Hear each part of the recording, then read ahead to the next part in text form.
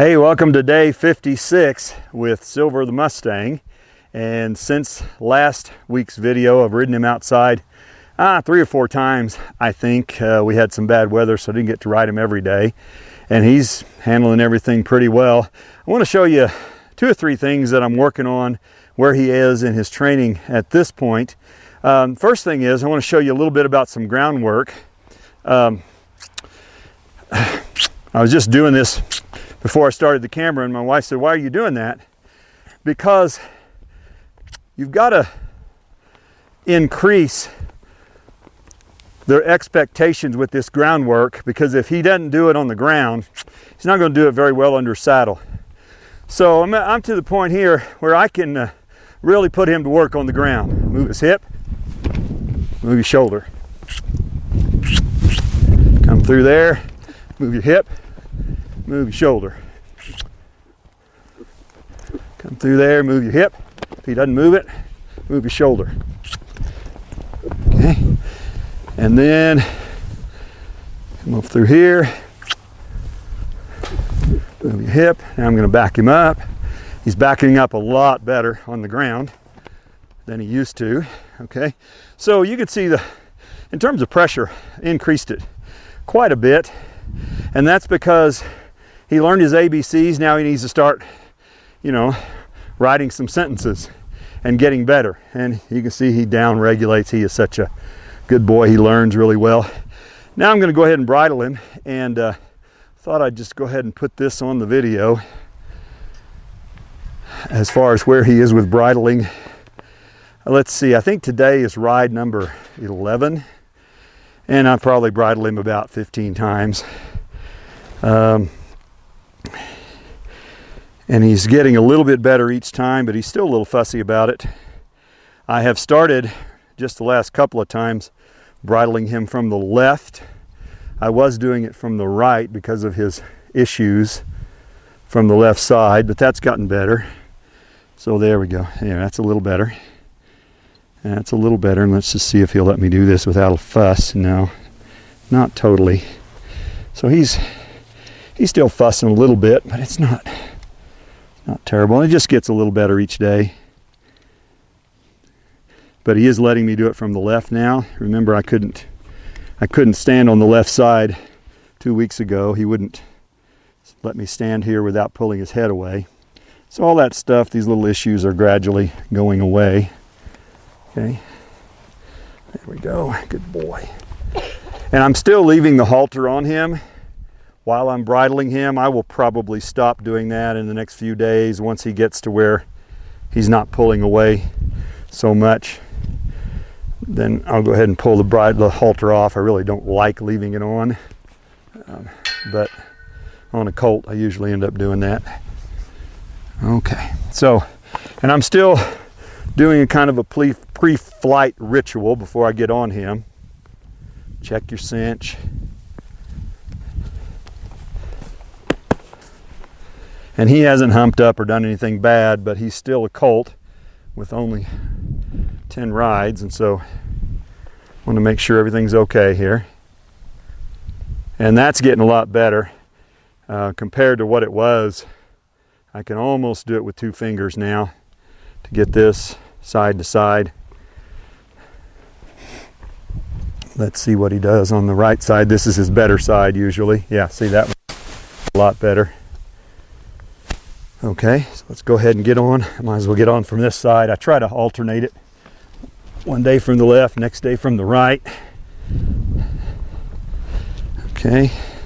Now what I want to work on today, and I've done it just a little bit, is teaching him to move off of my legs. And from the very beginning, I was teaching him to move his hindquarters. So I'd put my leg back here by his flank and push, he'd step over in the back. So he's been doing that from the beginning. Both sides, tip his nose just a little, step over in the back. So he's getting a little better with that each day. So now what I just started on the last ride is teaching him how to move his shoulder over. Now we do that from the ground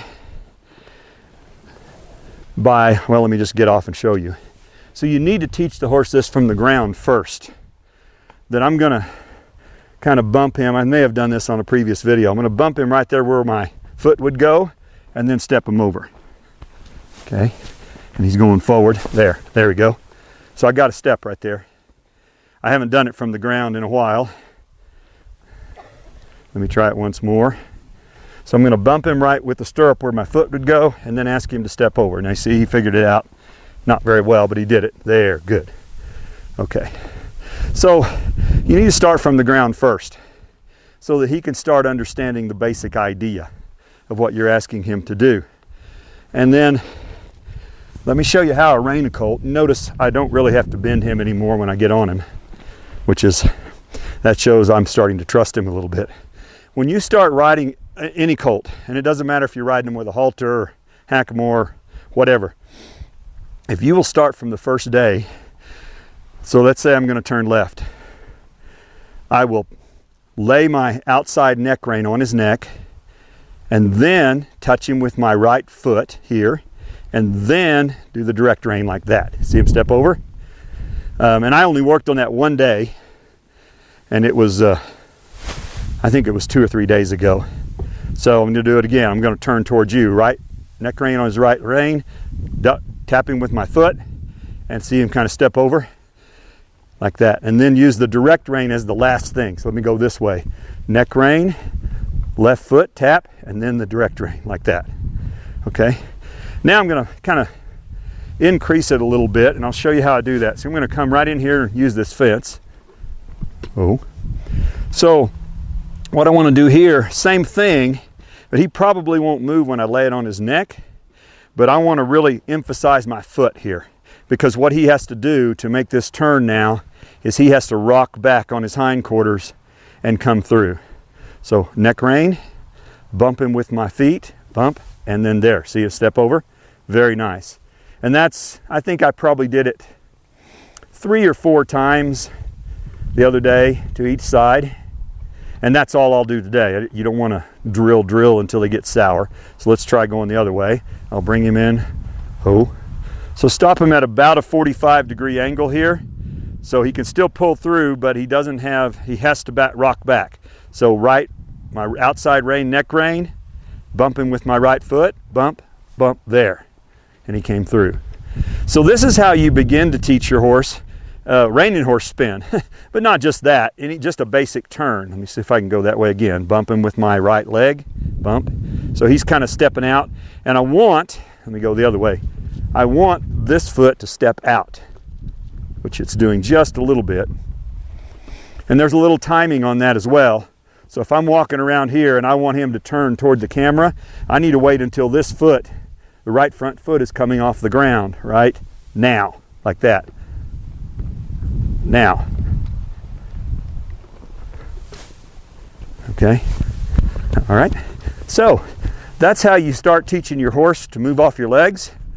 And let me just do a couple of circles here in the round pen, guiding, and I'll do it when he's moving as well. So if I want him to turn, I'm still putting that outside leg on him and holding it there. Now I'll turn to his left, so watch my leg here. Outside rein, leg, and he'll make that turn. So that's a horse with, I think this is ride number 11, I believe. But this horse he learns fast. Most of them, in my experience, aren't going to learn that fast. And I have not yet backed him up under saddle. And I'll tell you why. Because I'm using a snaffle bit. And he's handling this bit really well. And I may go ahead and switch to a hackamore here in the next day or two, just so I can start backing him up. But when you pull on both reins with a snaffle bit, which has a break in the middle, ask my camera girl to zoom in a little bit here. Your snaffle bit has a break in the middle, most of them. And when you pull on both reins, it does that. It temples. And then it pokes the top of the horse's mouth. So if you do that with a young horse, then what he's going to do is he's going to push his nose out and he's going to gap his mouth. And that's not what I want. Until he gets a lot more mature, you don't want to pull on both reins. And then when you do, it's a combination of right, left, and it's a process. But if you just get on a young horse and start pulling on both reins, man, he's going to hate that bit, and he may not like you very well either. So I'll give you another update in a week or two after we get him backing up and doing a few other things under saddle. So thanks for coming along.